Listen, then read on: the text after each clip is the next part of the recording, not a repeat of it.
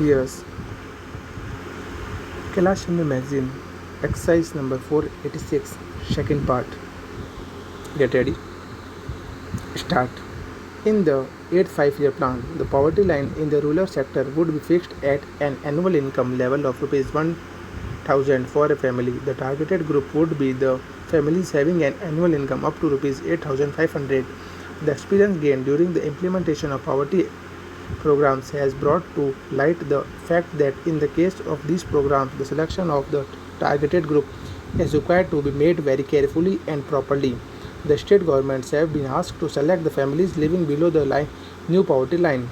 In 1991, a provision was made according to which at least 40% of the beneficiaries should be women.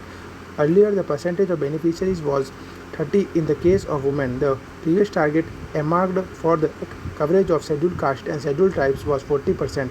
The said percentage has now been increased to 50 from 1991. At present, both the scheduled caste and the scheduled tribes get a subsidy equal to 50% of the loan amount, subject to the maximum ceiling of Rs 5,000. At present, this program is being evaluated through a large number of non-governmental organizations. It has been found that 28% of the beneficiaries have risen above the poverty line. Even now, 33% of rural population is still living below the poverty line. Keeping this in view, we will continue to give importance to our objective of extending assistance to the poorest of the poor under this program. The second aspect of this question pertains to the quantum of loan and subsidy that is to be provided. The subsidy amount of rupees 4,000 and rupees 5,000 was fixed about 10 years back.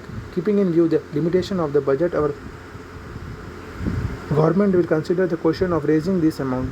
To eliminate the role of middlemen, the government have issued order to abolish assessed purchase system under the Integrated Rural Development Program in 50% block of the country through purchase committees.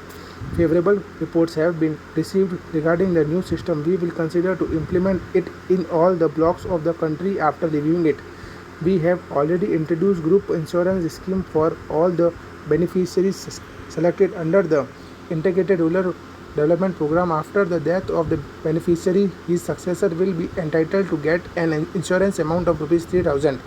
The state governments have been asked to take stringent steps under this program to curb corruption whenever it comes to light. Full stop.